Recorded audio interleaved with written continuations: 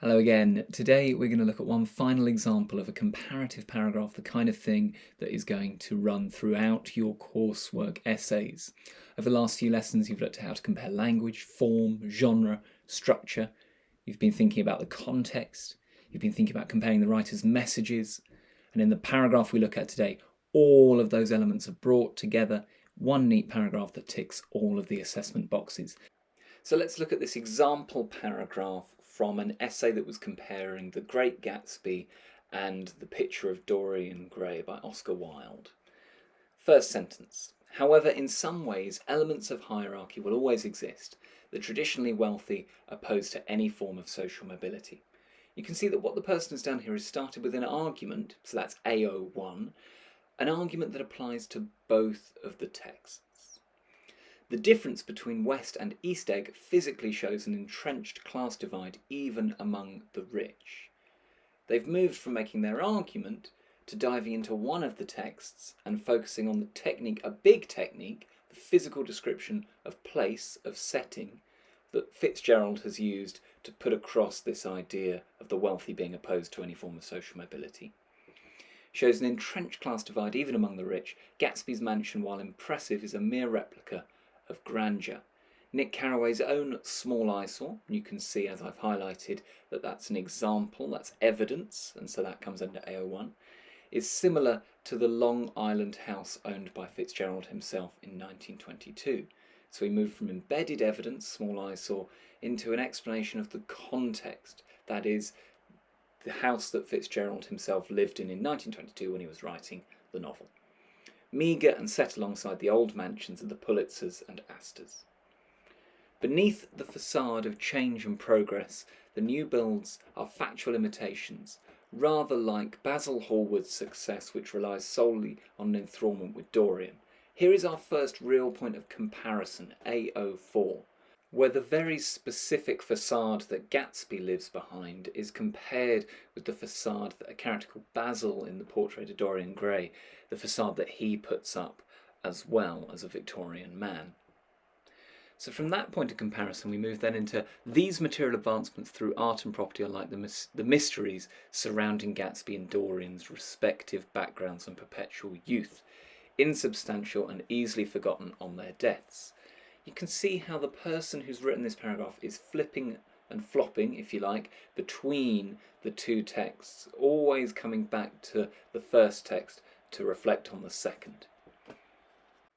Our writer doesn't then rest on their laurels and just do this one point of comparison. They broaden it out, and the way they do it here is by using the context. Society also rejects concepts not in line with its design.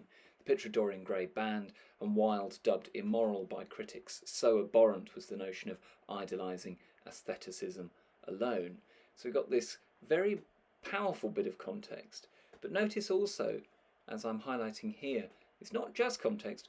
Referring to critics calling the text immoral is of course an example of AO5, of engaging with criticality.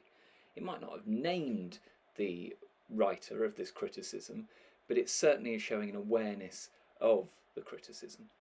In this way, it is the spectator, not life, that art mirrors and shows the inherent opposition of society to any challenge to the status quo. Look at how beautifully that quotation from Oscar Wilde is embedded in this paragraph. Practice your embedding of quotations so yours look as good as that. Other attempts to kick the trend of wealth are similarly dashed.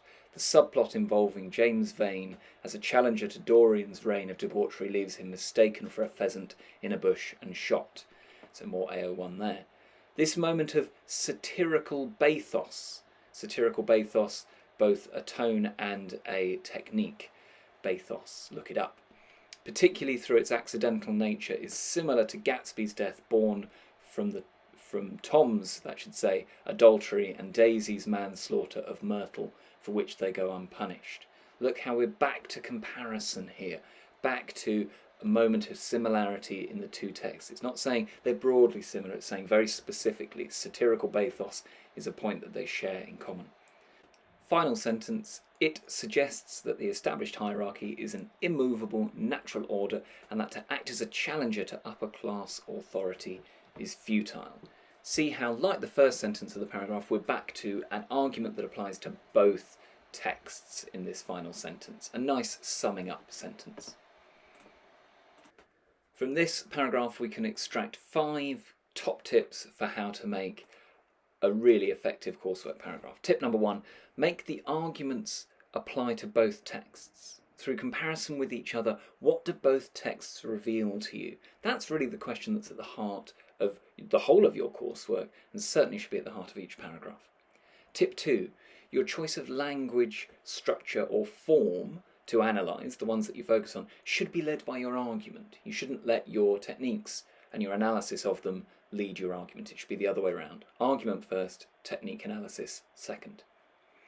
Tip number 3, flip-flop between the two texts regularly in each paragraph, like you can see in the middle of this one with that big tranche of yellow. That's where this person is going between the two texts quite fluidly, and it allows the comparison and the argument to develop between the two texts, not in spite of the comparison. Tip 4, use evidence consistently and thoughtfully. Like this example, practice embedding your quotations effectively. And tip 5, have a single clear argument that runs throughout each paragraph. And if you find yourself making a new argument, that's a new paragraph. Now that you know what needs to go into each paragraph of your coursework, it's time to plan it. Consider all of the components that need to go into every single paragraph, and you'll be setting yourself up to write a really successful essay.